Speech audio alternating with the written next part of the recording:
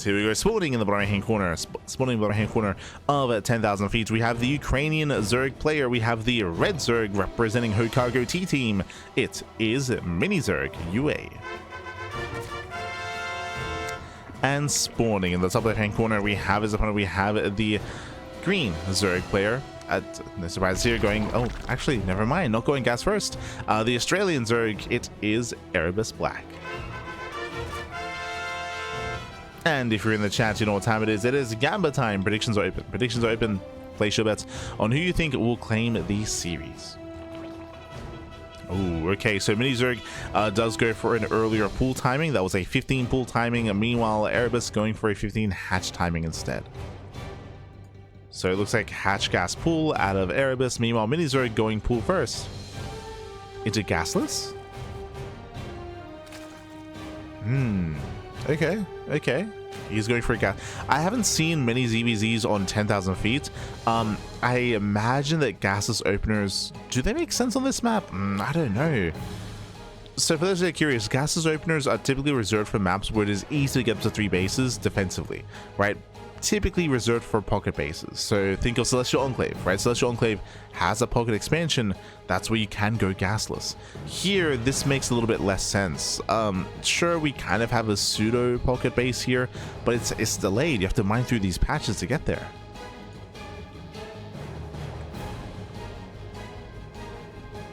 So we go. We have 6 lings on the way. No gases, which means no link speed, no bane bust, no nothing. Just purely lings and drones. And this traditionally leads into a fast third, traditionally.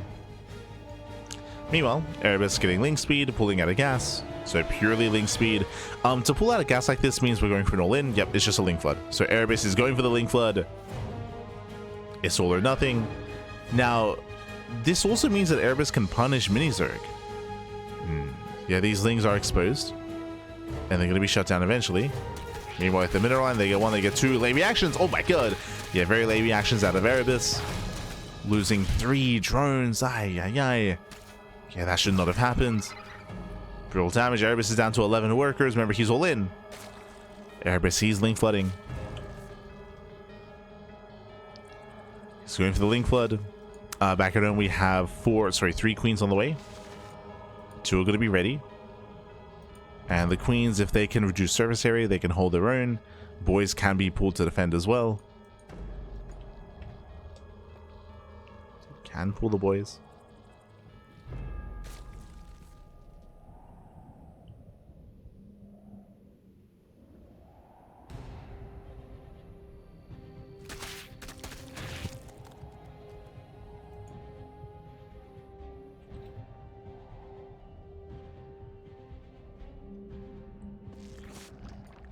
Yes, now he's taking gases. So now he went gasless into delayed gases into 2 base roach.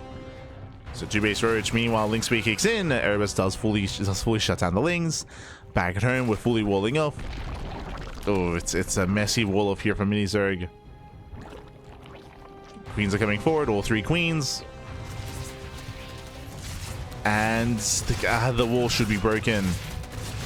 Yeah, Erebus is going to bust down that wall. Oh, that's a kill, not a cancel. Now going for the spine cooler, and lings are flooding in. Yeah, lings, they flood into the bases. We have no defensive lings all the way from MiniZerg. He's defending with purely queen. Yeah, the boys are being pulled. Every drone here is going to go down. Bearing in mind that the drones don't really matter too much. Roach production has begun. Nice position here with the queens, though. Jesus. Do we have a transfuse? No, yeah, no transfuse. In the end, we're just mining as much gas as possible. Roaches are on the way. Remember, MiniZerg, he still has a full main base mining. Roaches have to be careful.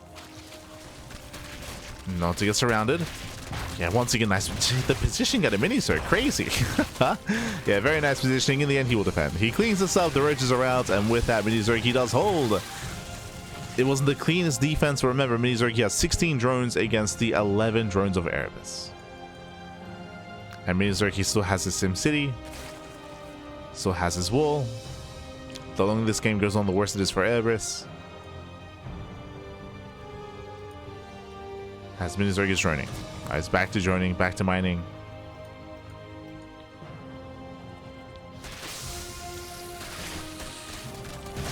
Erebus once again tries to commit in. Better positioning at a MiniZerg. MiniZerg cleans up, shuts down all the Zerglings once again. And we're still just all in. We're still just massing more lings. And again, Erebus, he did well for himself. He broke into the natural, he killed all the queens, he killed drones as well. Problem is that it just wasn't enough. Was not enough damage. It was really cool to see the middle of the defense. If you recall, MiniZerg, he actually pulled into gas mining while he was dying, like while he was losing his natural, just to ensure he just mined as much gas as possible to make as many roaches as he could. And he mined enough gas for, was it 3 roaches? Yeah, 3 roaches. And that was crucial, to be honest. Like, if that hadn't happened, that would have been game. That was crazy. Just the wherewithal to mine that gas while being all in. You could also argue that Erebus, if he had recognized that it was a gasless opener, if he had recognized that this was the only gas, if he had prioritized killing all the drones instead of the queens, then he could have won. If he had killed every drone here to ensure there was no gas mining, there would have never been any roaches. And then gone for the queens afterwards.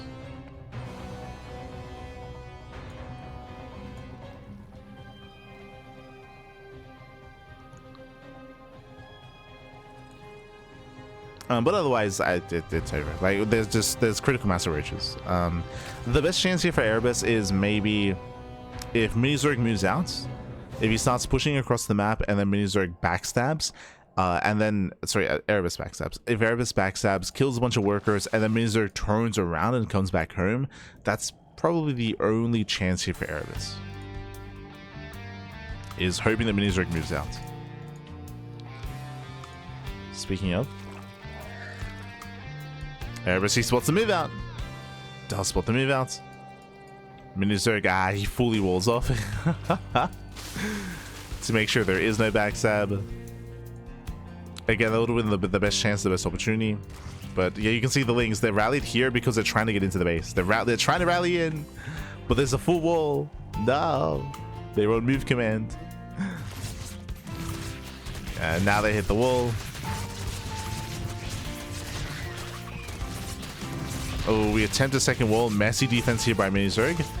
Lings, they flood in. At the same time, roaches, they get across the map.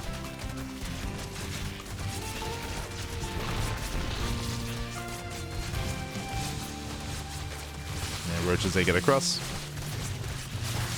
Boys are pulled away. Still a very high drone counts. Queens are in position here at the ramp. Very, very mature decision here. Just holding the ramp, just giving up on the main. And MiniZerg, he's not. He has broken Erebus. Roaches, they break on through. GG gets called, and MiniZerg takes game number 1. GG. Whew. GG, well played. MiniZerg does claim the first game here, and we'll see if he can claim the series. We'll see what other cheese Erebus has up his sleeve. We're expecting more all-ins. We're expecting more cheese.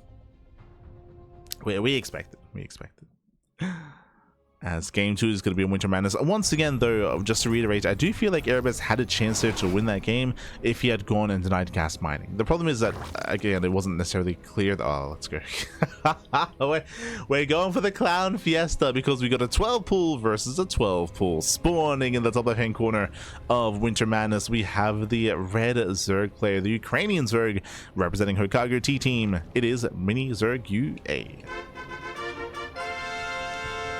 And spawning in the bottom right hand corner, we have his opponent. We have the Australian Zerg player, the green Zerg. It is ErebusBlack. Let's go. 12 pool versus 12 pool as we get into our Clown Fiesta. A big shout to Pesavenga in the chat. God, Papi God. Thank you so much. Thank you so much for the gifted subs, to the 2 gifted subs to the community. Thank you. Thank you so much for the support. We do appreciate the support. We appreciate it. Hope you enjoy the content, the casting, the StarCraft. Gracias, papi, gracias. Thank you, thank you. Pues ven ya even. Okay. But thank you, papi, thank you. Give a sub to D-Stud and to Tetrazino. Thank you, thank you. As here we go, we have our 12 pools underway. We have 6 lings for Erebus, we have 6 lings for MiniZerg. This is a 12 pool expand, so this is a macro variation of build for MiniZerg. Meanwhile, Erebus is just going for a 12 pool and most likely into drone pool. So Erebus is going for the all-in variation. MiniZerg is going for the macro variation. And here it is, 12 pool drone pool. Now, typically, I believe you leave a couple of workers to mine. So this is a bold move here by Erebus. I believe you can throw down spine crawlers with this. I believe he has the excess minerals for it. But usually you leave like a handful of drones mining to be able to sustain your reinforcements and sustain those spine crawlers.